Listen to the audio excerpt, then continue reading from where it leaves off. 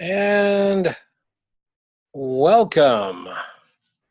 Let's see if we can see this set of tools over there. We can. Very good. Well, we've got a couple people here. I think I'm a little bit early. We got Wendy and Joe. Hi, Joe. How you doing? I'm doing good. How are you? What, you been here all day, buddy? Yeah, I've been here all day. Beats going out shopping. Oh, yeah. I had a question. My mic didn't work before during the marketing one. Sure. The Gmail, when you did the they look like MailChimp emails. What's that called? Because I started searching around for that and couldn't find it. It's called Flash Issue. Flash Issue.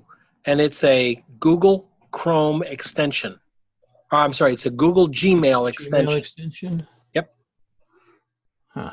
Okay. They have a free version and a premium version. I think the premium version is, I don't know, it's really cheap. It's like $15 a year or something. But it's pretty cool. Okay. Look, my hair blends into the wall. It's pretty cool. Yep.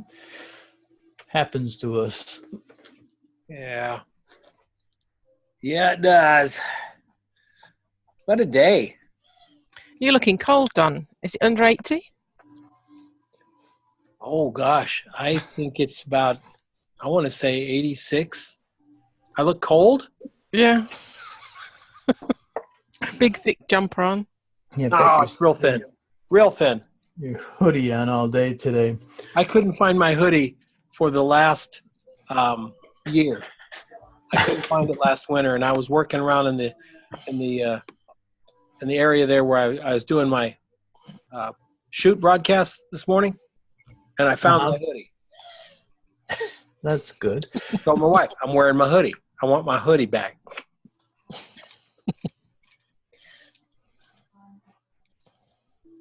Yo, what's up? Down in the hood. Use the force, Luke.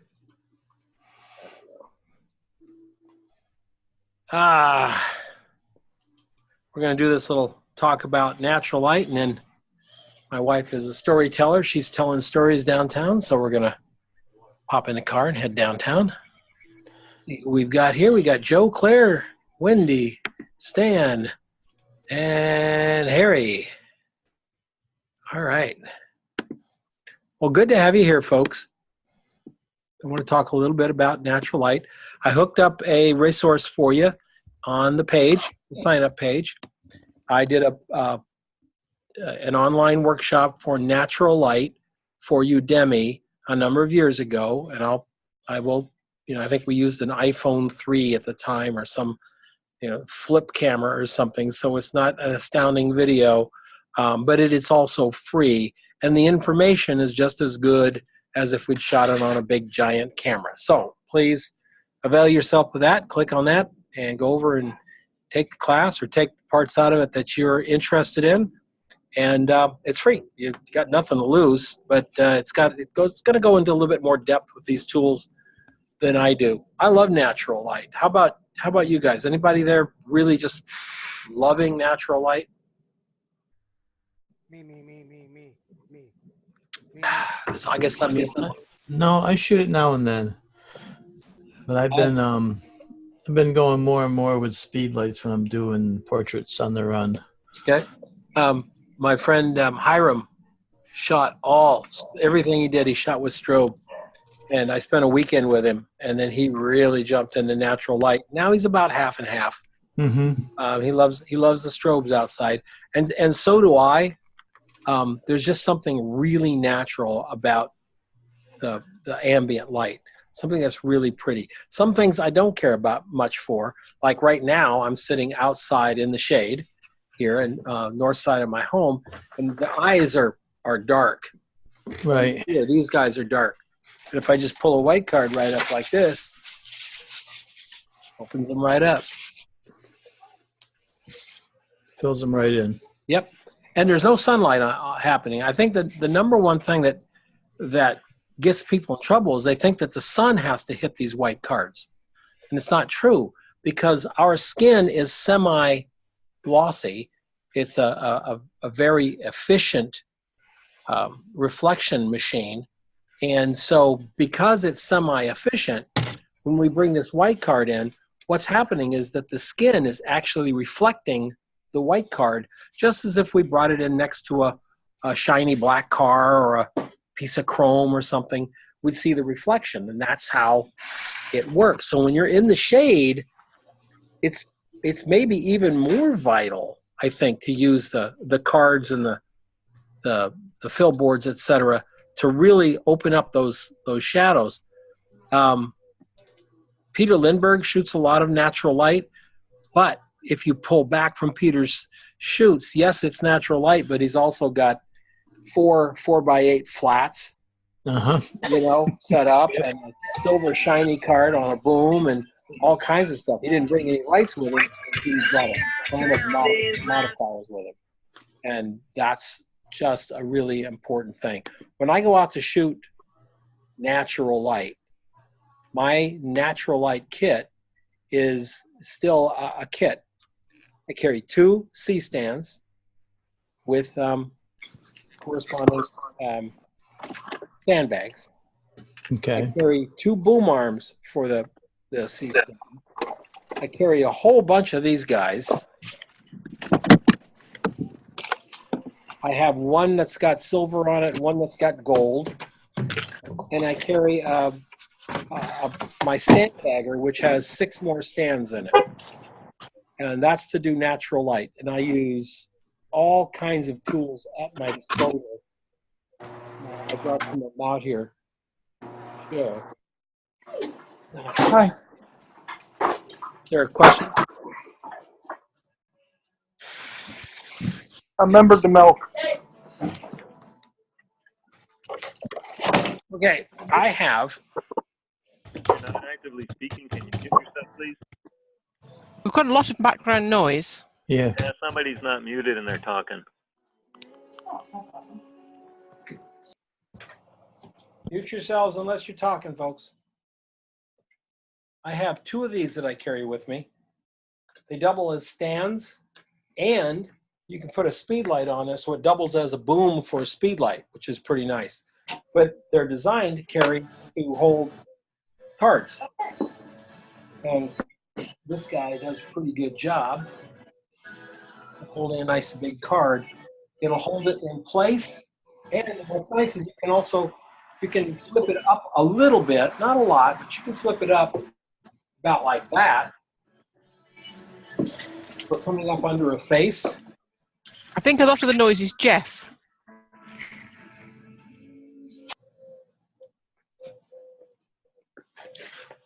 Let me, I'm going to mute everybody here.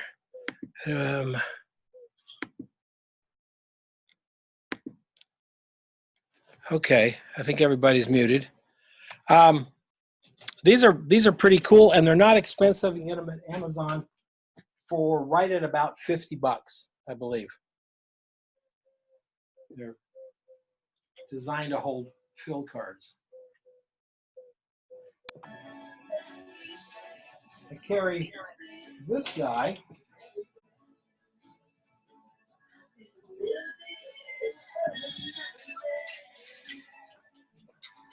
You can see how big it is.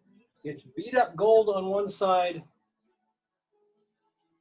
and matty white, beat up white on the other. The gold came off, the real shiny part of the gold came off a couple of years ago. It's very old. And that Lots and lots of noise, Don. We can't hear. I'm sorry? We've been getting lots and lots of noise again. I think Jeff was unmuted again. Okay. Yeah, I'm outside. Maybe I shouldn't be outside. No, the noise isn't you. There was somebody playing music. Oh, okay. Well, I was saying that the shiny part of the gold came off, and it left this sort of flat gold here, which I really, really love. It's a great piece to work with.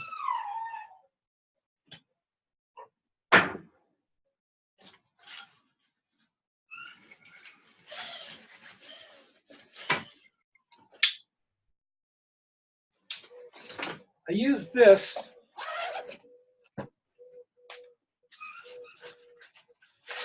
on almost every shoot that I do.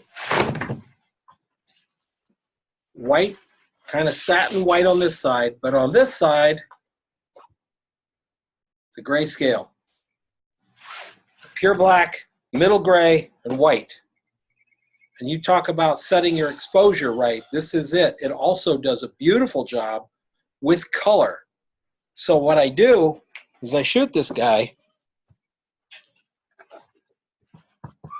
bring the camera in close, shoot this gray, and then make sure that that gray is middle gray on my in my Lightroom. That I can set the color balance exactly where I want it. Or the other thing I can do is to shoot this whole board, not leaving the board at all. Have to keep everything in the frame, no corners left spouting.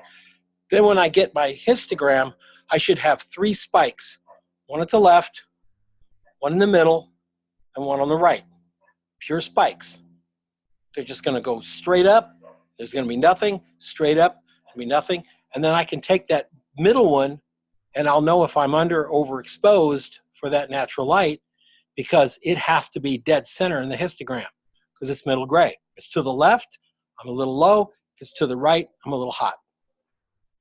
Cool tools. And yeah, I got 2 of them. The other thing I take with me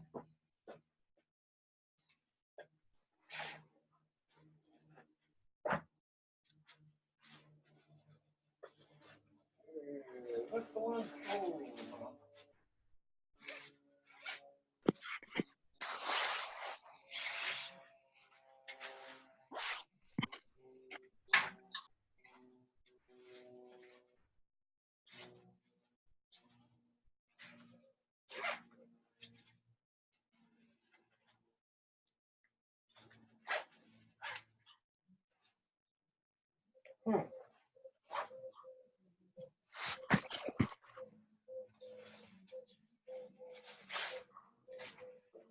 This one, it's got the silver white, which is very nice for fill.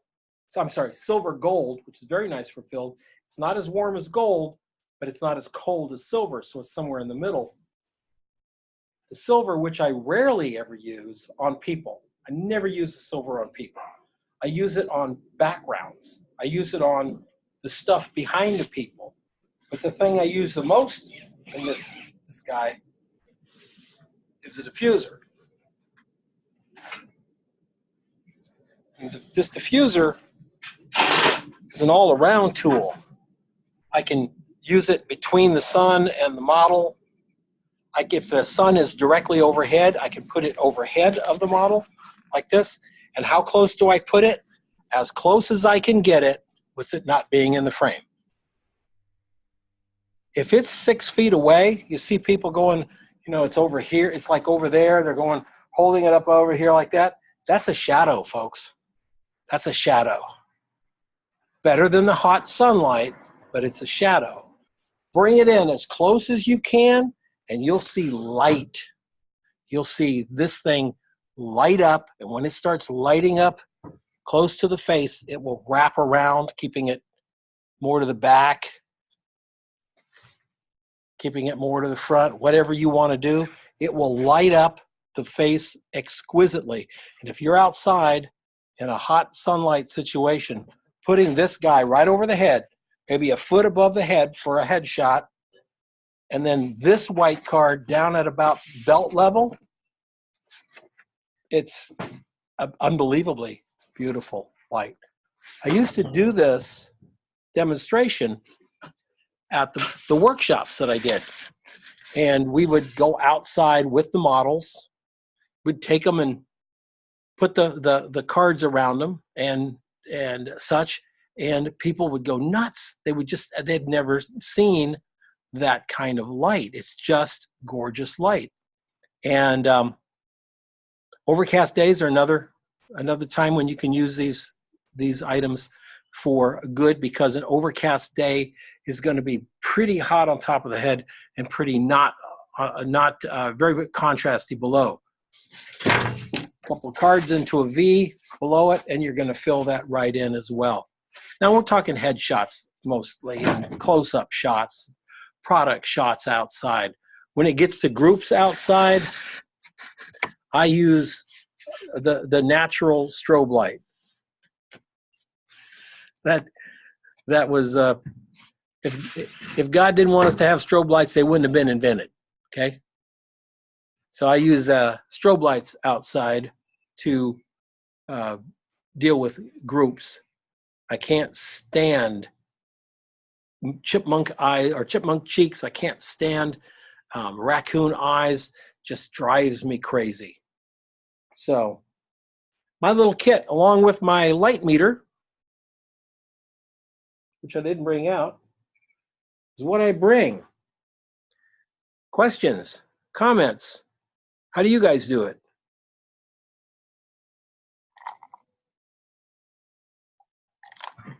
Hi, Dawn. It's Sandra speaking. Hi, Sandra. Very valuable course here. Enjoyed so far. I have been fortunate enough to have converted my new greenhouse into a studio slash gallery slash greenhouse. So I'm planting tomatoes, and I am also using it for the winter and hopefully some of the summer for photography. Wonderful. Now, have you had any experience with that? Can you see a problem with, other than, of course, the heat? Well, if it's too warm, yeah, the heat's the heat and the humidity. Yeah. That will really raise havoc. If you have seamless paper, it'll destroy your seamless paper. The humidity will just kill it. It'll all wrinkle. Your prints, same thing. Be very, very careful with your prints. Unless your prints are on that plastic medium. If you get them printed digitally, like at Bay Photo, they have that material. It's not really paper. It's a plasticky kind of stuff. That probably won't be affected. But anything on parchment or watercolor paper or paper is gonna have a problem with that. As far as light, though, are you talking about light? Yeah. Yes. I think if it's a lot of overcast days, is that what you end up with? Yes, I would say so. I think the biggest problem you're going to have is whatever this color of the ground is coming up under chins and things, because the light's going to surround. You're going to correct you're going to have a situation of the light's coming from everywhere. Right. So 4x8 cards to block the light, a couple of black flats 4x8 to block the light and also give you negative fill. But that's what you're going to end up doing, is controlling the light coming from everywhere. But that's just what Peter Lindbergh and Paolo Reversi always have to do when they shoot on the beach all the time. The light's everywhere. Their biggest problem is it's bouncing off the sand, and you get what I call chipmunk cheeks, where the light is hitting. The sand is so bright that it comes up and it hits the cheek on the bottom, right? Right. Lights it up here, and then the cheek sticks out from the eyes. So what happens under the bottom of the eyes? Shadow. It goes dark. Because it just, we're getting all the light from here, getting light under the chin, light under the nose, under the lips, under the eyebrow right in here. And you have this sort of, I call it chipmunk cheeks, but you also have this sort of slight Bela Lugosi, Frankenstein movie, 1936 type thing. Right. So if it's too bright or too dark, you have a problem. If there's some way you could put something in there that's light, like white tile or something. Well, I've painted the wood floor gray, and I've put shower curtains up around on sunny days. Yeah, the shower curtains are going to cut it down quite a bit. Okay. It's at least 2 stops. Right. Have you done any portraits in there? Oh, yeah, a little bit. I did the coffee shop P52 process assignment in there. Okay. And a few other little things. Mostly product. Okay. How warm is it? Is it okay for you? Oh, for the winter, it's great. Yeah. You have to wear a jacket, but it's like what you have there outside probably right now. What do you have out there? My wife would tell you it's hot. I think it's 86. Oh, no. No, it's not like that.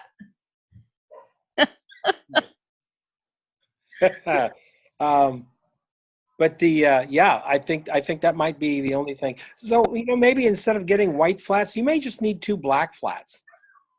In case you want to put a darkness around the back of them. Okay. So the face goes around and goes dark. So we're getting light on the plate of the face and letting it go dark on the sides.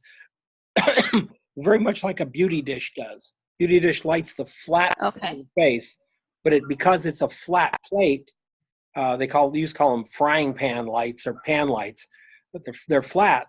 They don't wrap around, so you get light on the plate and then it falls off dramatically. That's the look of a beauty dish, and that would be very hard to do in your studio to get that darkness over here unless you put 2 blackboards on each side, and then the skin will reflect the black. Interesting. Great. Good to know. Thank you so much. Who else?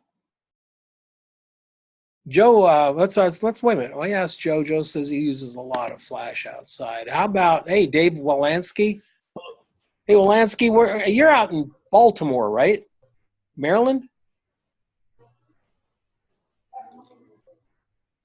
David, you there? You're muted. I'm going to unmute you, David. Are you? Nope, still not there. Ivan.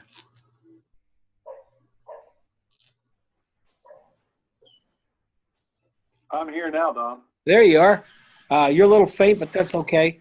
Are you doing anything besides the music? No, well, I've been doing a domestic violence project. That's almost all outdoors, and usually I just look for open shade or something like that. It's usually a one-man show, and I don't want to, intimidate the folks. They're not actually models either, so I don't do that. So I look for favorable light and just go to that. Are you familiar with the photographer David Harry Stewart? No. It's dhstewart.com. And he is he's one of the top 50 ad shooters in the world. Super nice guy. I interviewed him. There's an interview with him up on Lighting Essentials as well. But when he goes out to do his Ageist project, which is he's shooting people 55 and older, right? It's just him. And he'll take maybe like this little stand that holds a card. He'll take that or a bounce that he can. I like that big 6-foot bounce because I can actually stand next to it and hold it.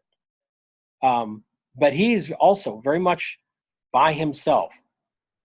Push comes to shove, I would much rather shoot by myself than shoot with a crowd. I have never liked it when the studio's got 2 art directors, 2 assistant art directors, wardrobe person, and it's not me. My experience with doing the thing that I'm doing right now, like I said, I just look for light. Now I have the strobes. I mean, I've got way more crap than I have any excuse for having. And to be honest with you, I use my my mirrorless with an electronic viewfinder. Mm-hmm. I blow all I do is protect the face. Yep. So I make sure the face is exposed the way I like, and I don't care about the background. I don't care about. I just face. That's what every fashion photographer I ever worked with or studied, that was the way they did it. And when I used to laugh when I'd put my pictures up on Flickr back. Remember Flickr? Yeah. Remember when Google wanted? Who was it? Google wanted to buy Yahoo for $45 billion, and they said no. Oops. It's because they were flickering. I put it up and they go, well, the highlights in the hair are blown out. And I'd go, yeah, it's not a picture of her hair. It's just, Yeah. I don't care. If it's good enough for Peter Lindbergh, it's good enough for me. Yeah, I want the emotional stuff. So, I shoot with a Holga a lot now. I've done some of my favorite photos are with a Holga with people in really crap weather, but it's emotional stuff, and it's a crap picture, but it doesn't matter. So, well, the picture is crap by definition, by purpose. exactly. You're not shooting a Holga to get a great image. You're shooting a Holga to get some negative technology. Well, I'm looking at that kind of timeless thing where you can't really tell when it was done, because I usually shoot black and white. I love shooting on a cloudy day because you get some cool backgrounds, So, and it's what is it you like shooting on? just a Holga. No, I mean, what kind of day? On a cloudy day. What's a cloudy day? Well, hey, you're 86, and I'm going down to low 30s tonight. Yeah. So. Yeah. I remember clouds. We had some of those last March. It was really nice. Me too. I would rather shoot in totally gray skies than totally blue skies. Always.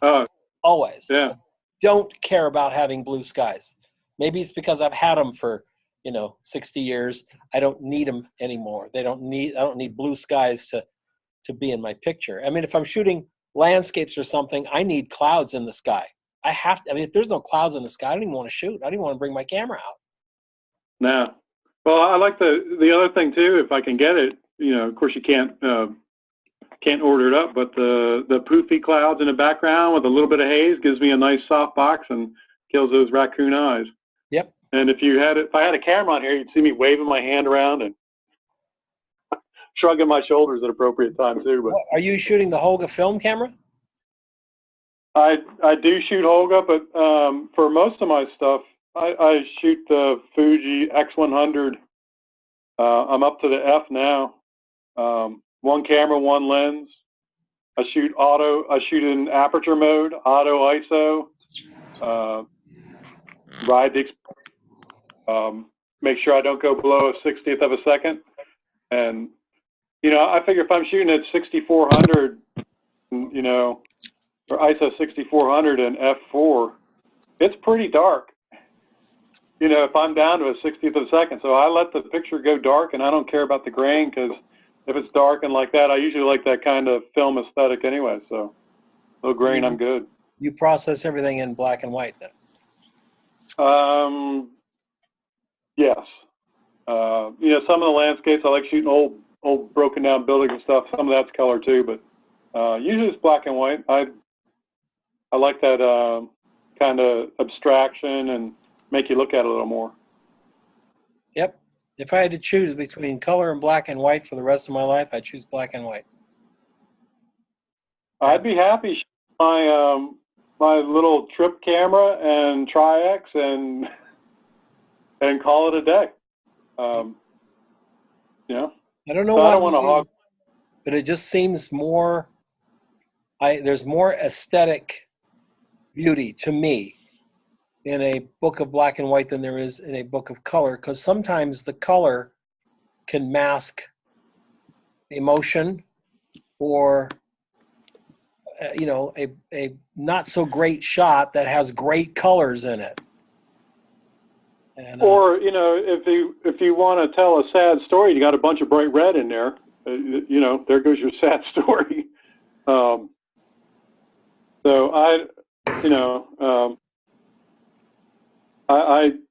My go-to move is black and white, and in Lightroom, I use it. They've got a setting, number 3.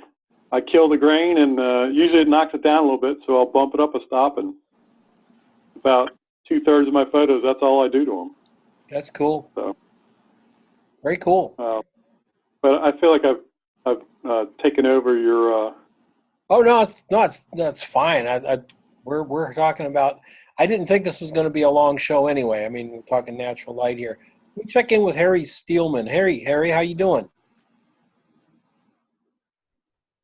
Hey Don, how are you doing? Pretty good. Where are you calling in from? I'm from Tyler, Texas. Hey, all right. Is that south or up in the Panhandle? It's 100 miles east of Dallas. 100 miles east It's of in the Dallas. northeast Texas. Is it hill country there? Kind of rolling hills a little bit.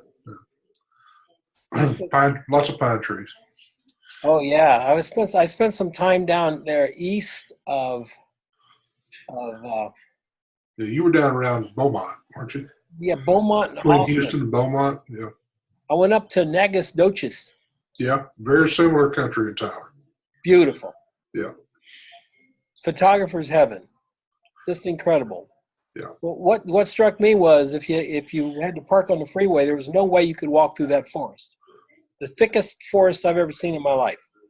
Yeah, down in the southeast part, it's actually a national forest there we call the Big Thicket that is really, really difficult to walk through. Never seen anything like that. And I've seen forests all over from Montana to Maine.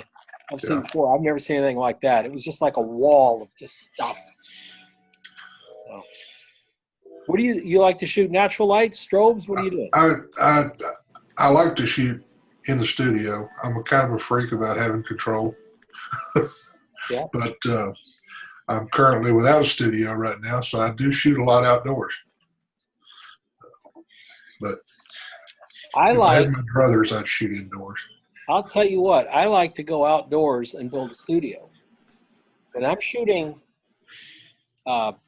people stuff that I do,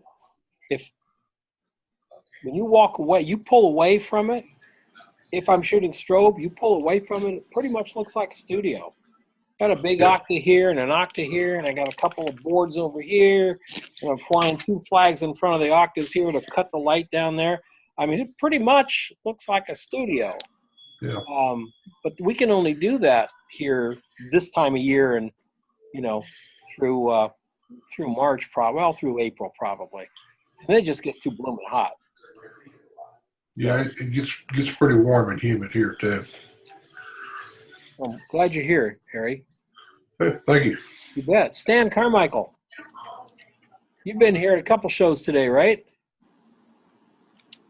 You there, Stan? I am, Don. Can you hear me? Yes. Oh, good. Did you like the shows? Yes, I did. I got half of your web show. I was working today, and very good. And well, let me say thank you. I've been watching your YouTube videos, and it's very refreshing to see somebody that's older than me on YouTube, and who's putting actual photographic content out. Well, thanks. I appreciate that because for the first one I saw, I knew you spent some time behind the lens. A long time. Yeah. I'm 65. I was a press shooter and stuff in the 70s, so I got into photomechanical stuff and color, when digital scanning and sales and stuff. Yeah. I'm back into photography for me now, not for other people. So in the last few years, so I've really enjoyed. Thank you very much your contribution to our craft. You're quite welcome. It's the only way I can do it. Yeah. Let me comment a little bit about the natural light. Sure. I did a bunch of a lot of entertainment work and album covers and stuff back in the mid 70s. 90% of it was natural light in an environment. Yeah, we didn't have battery strobes in the 70s. Sure, we did. We had the Ascor Berkeys and stuff with the big battery packs that you carried around. Didn't you carry those around? I had two of them. I rented them, and I had a guy named George do it. I wasn't about to carry him around. I didn't know anybody named George. Yeah. But when you found the right environment and put people in it, I found that they were always more at ease when you weren't shoving things in their face. Yeah. Like pros, like models and stuff, they could do it. They're used to working in that environment. And, but you get people that aren't in front of that camera for a living. Right. And they change the more you start putting in front of them. Yes. You know, they'll handle one light. Yeah. But the second the fill card comes out, then you're absolutely right. One of my Project 52 classes is to go and shoot a stranger. And I tell them, when you go out and to shoot a stranger, I don't want, you standing on one side of the street, you shooting somebody going into the store over there and they don't. No, I want you to walk right up, introduce yourself, and make a portrait of a stranger. Just be aware, don't take much gear with you. It's not about gear. That will scare the crap out of them.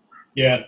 Well, like Dave, who earlier, I this spring bought one of those little Fuji X100s. Mm-hmm. And parked my Nikon because it's too damn heavy to carry around. But I'm not a young guy anymore, that little camera is so, it allows you to get into places where, if you walk around with that bloody sports machine on in front of you, it's like you're putting a cannon in somebody's face, right? Yeah, walking around trying to do candids or that type of work with a 70 to 200. Yeah, and, it's like taken aback. Guys back in the day that used M4s and M3s, right? Leicas, for you young people who don't know what that is. And, as opposed to us with motorized Nikons going all over town, carrying more film than sense, right? Oh, God. And the other thing I like you're commenting on black and white. Back in the early 70s when I was wasting my time in photography school, because I do agree with your other comment, apprenticeship is worth a lot more than education. But we had a lecture on color versus black and white, and color advertising was becoming quite popular at the time. Oh, yeah. And judging color, this guy got up and he said he put color photographs up to the same people 3 days in a row, and they all had different opinions on the color. Yep. And it was their interpretation of color was dependent on their mood at the moment, how color affected them. If they were happy, if they were sad, if they're a little confused, they saw color differently. It's really interesting you say that, because in the 70s and 80s, I had a full-time assistant, full-time, 40 plus hours a week, just to handle the black and white. Right. Just doing the lab work? Film and processing. Processing, contact sheets, numbering the prints, making prints. If you did a headshot for Southwest Airlines, because every time they'd hire a new stewardess or steward or captain or something, they'd get a headshot. And right. They had 250 prints of each. Yeah. And somebody had to stand in there and make 250 prints of some smiling guy with a bird on his lapel. And I don't mean one a month. I mean several times a month. The photo shoot took no time at all. The prints took forever. Yeah. But we got paid for it. We got paid well. We got paid what we were worth back then. We really got almost paid. Right? Almost. Yeah. And then things have changed. It's so easy to shoot and inexpensive to shoot color now. That color's taken over just about everything, the aesthetic. What's really cool is when you see people doing stuff like Dave purposefully shooting in black and white. That's the aesthetic of the work. Yeah, and I'm really enjoying seeing people who are desaturating the color now and making it soft and more natural looking. I'm really tired of over sharpened and oversaturated images. So you don't use a photo mechanic? I don't even know what photo mechanic is. Okay. That's that thing where you put a picture that looks like New York in, and when it comes out, it looks like New York is lit with a neon light. It's like, it's called HDR. Oh, I have done HDR, and it looks like it just looks so phony. It just everything loses its shape, and it doesn't have, when I do HDR, it doesn't look like HDR. I don't like that oversaturated look. Yeah, and it's gone. It's pretty much, it was a fad. It's pretty much pretty Yeah. much run its course. So Yeah, it's well, things come out. I worked for a company for many years. You probably heard of them, Crossfield Electronics. yeah, Made the color scanners and stuff, right? Yeah. So I'm from Canada, by the way. I'm near Toronto, but I was the Canadian manager for that company. And so I was in all the nice engraving houses and, the high-end color shops, and back in the day, giving support to the people who were doing all the annual reports, which were a big income, right, back in the 80s. Yep. And, that you see, people used to come up and they would announce, here, we're going to show you something, and it's cool. And I would just stand up and say, time out. Is it cool or correct? Is it a tool, or is it just something you've fallen in love with because you've never seen it before? yeah. And now there's an action for that. Yeah, probably. It's like it has taken me 3 years to learn how to use these new cameras. In 1980, there wasn't a camera I could pick up and use, and now there's only two, the ones I own. Well, we got some old timers on here too. People have been shooting for years, and you pick up an F2 or an F3. Yeah. And you look at it and you go, oh wow, I don't remember a camera that only had shutter speed, ISO, aperture, turn it on. Right. And the little thing at the front, you used to rotate and it would make it blurry or less blurry. That's pretty much it. Oh man. Don, I'm still using all those lenses from the 70s and 80s. The manual. That's what I have on my Nikon. I have the very first Nikon autofocus lenses, the AFs. Yeah. That's what I use on my DF. I have manual focus. Yeah. My 180's, my 180's a manual focus. I got a 182, a 2.8, the 85 2, the 52, the 35 2, and a 24 2.8. That's all those standard stuff, right? Yeah. When I decided I would go into 35, because when I started with a 35 millimeter camera. Quickly moved to 2 1/4 because that's really what the clients were demanding. You had to professionally, yeah. And then I started doing more annual report type work, and I needed 35. So I was a professional, capital P. So I had a 16, a 20, a 21, for those times when the 20 was too wide. Yeah. It's like, 20's not working, George. Give me the 21. I think that's what I need here. 21, 24, 28, 35, 35, perspective control, 50, 85, 100, or the 105, 85, 105, 135, 180, and the 200 for those times when the 180 just wasn't long enough. God forbid I take 3 steps forward. Yeah. And carrying all that crap in a bag with 2 F3s, 2 motors, and 2 FMs, and 2 motors. I can remember doing a football game in '74 or something like that.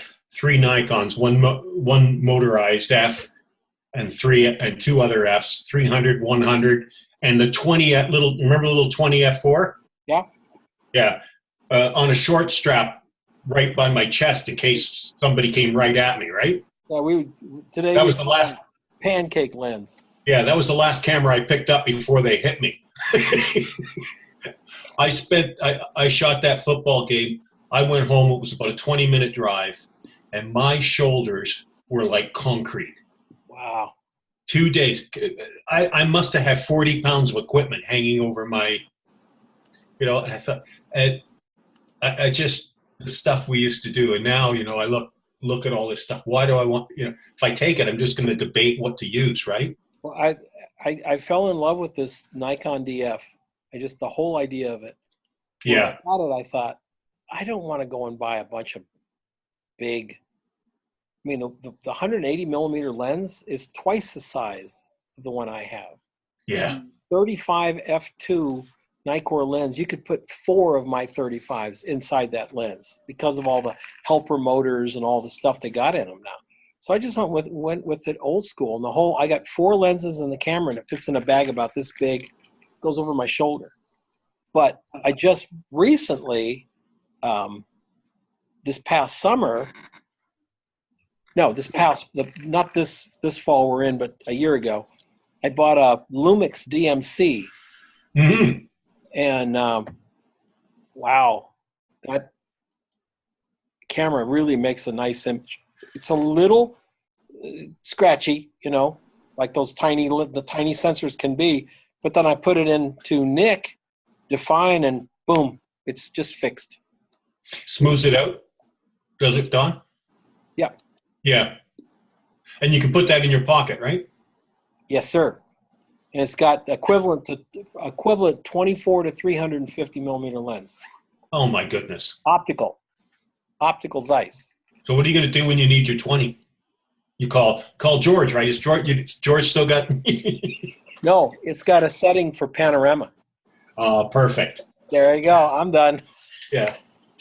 Yeah. Well, this with the electronic sensors, I mean, the big stuff is great. I mean, I'd love to get my hands on a phase 1 and play with it and stuff like that. And I'm sure we can get just as good as we did on 810 film out of this new stuff, right? Actually, probably better at this point.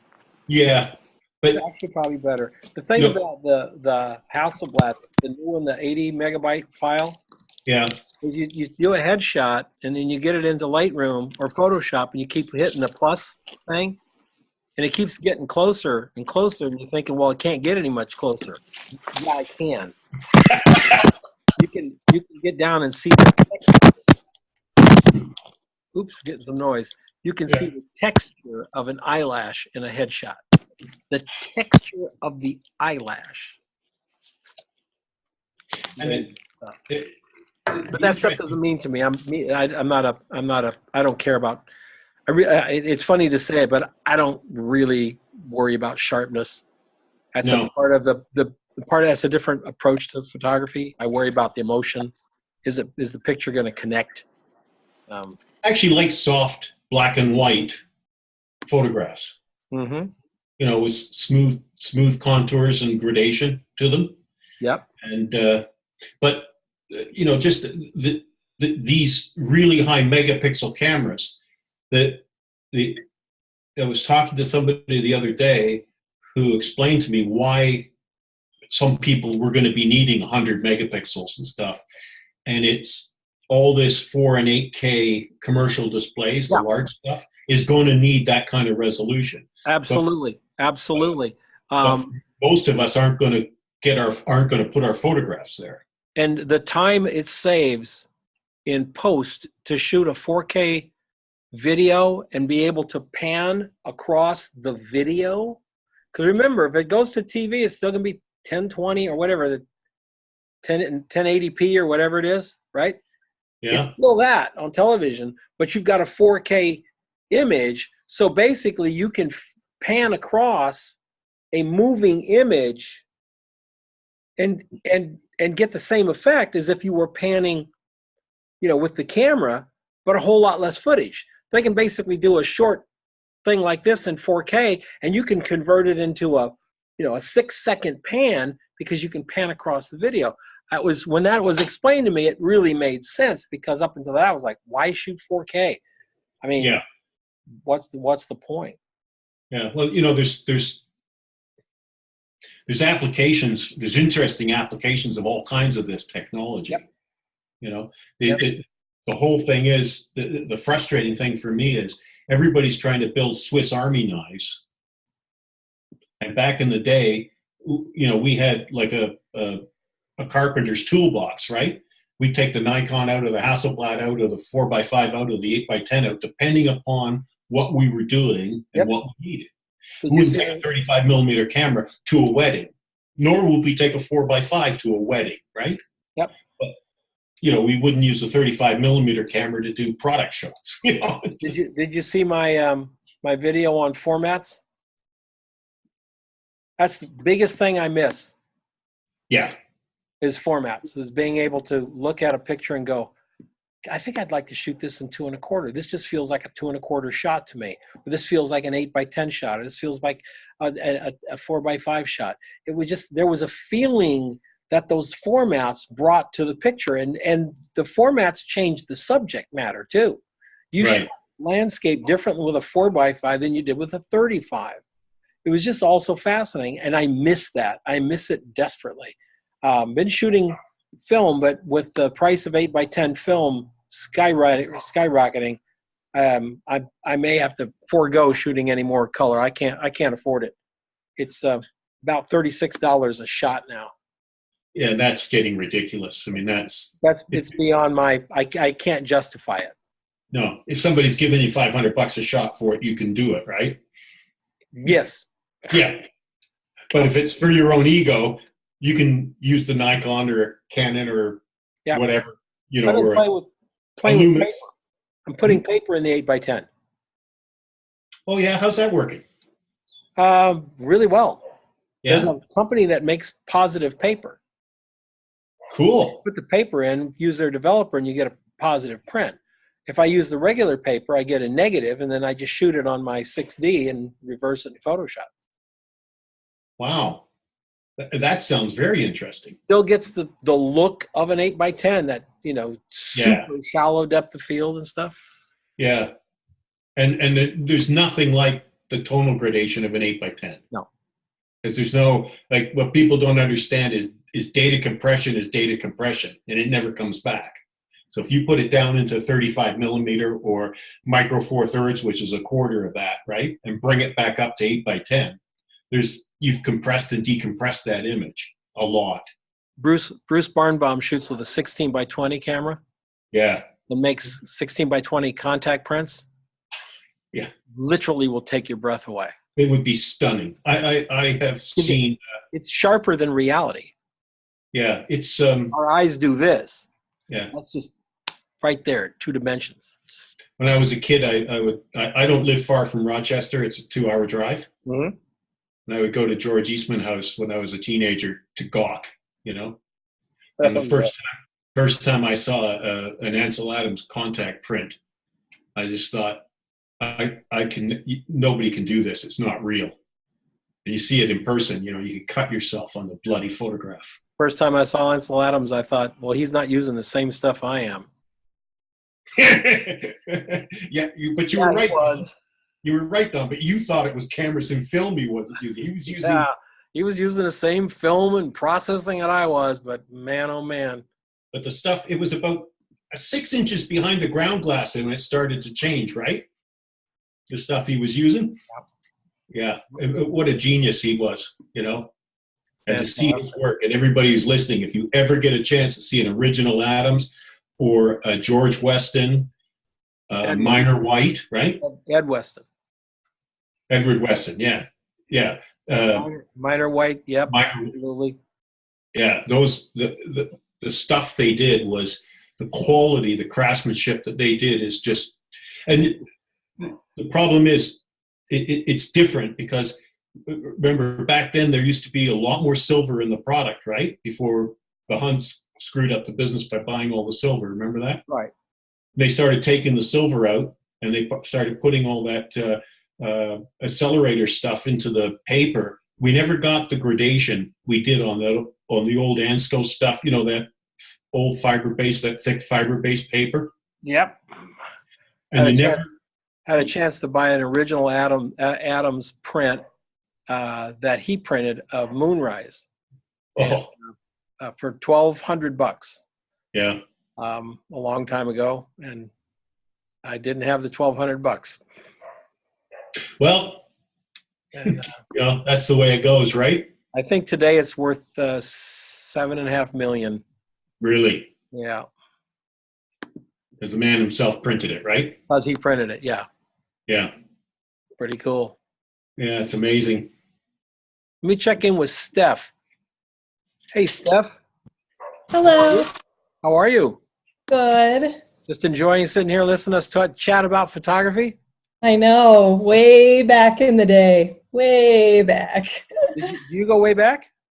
No, so I just started like a year or so ago. So I'm only 35. So nope, not so much into the film like you guys.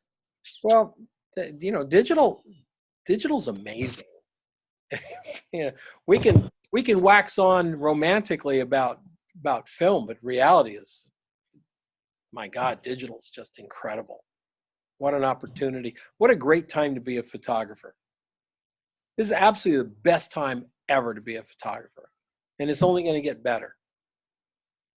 It's been fun. I've been really enjoying it and learning a lot from you and just having a good time. I think just going out there and getting experience and learning from that. Well, I'm glad you were here. Did you catch any of the other shows? Yes, the one that I really wanted today was the website builder.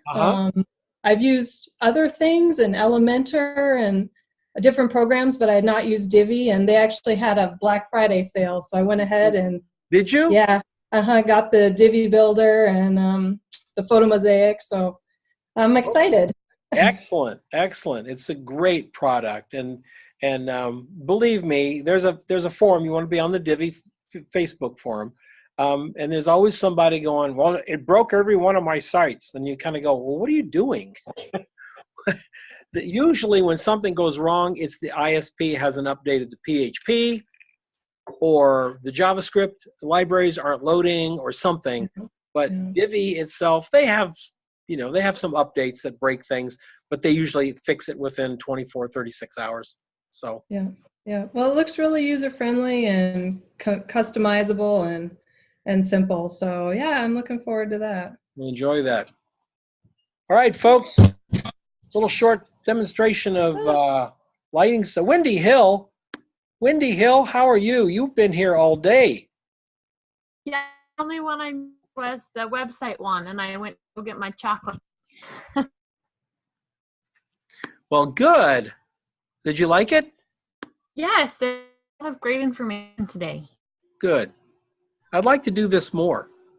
I think I was saying, was it during the, might have been the market, I was saying I just found out yesterday that I can hook up a better camera to Zoom here and not be stuck with this laptop camera. And I'm very excited about that opportunity, putting a good, solid video camera into Zoom instead of using, essentially it's the 13-inch Mac camera. So I'm really excited about that, plus the fact I can do 2 cameras.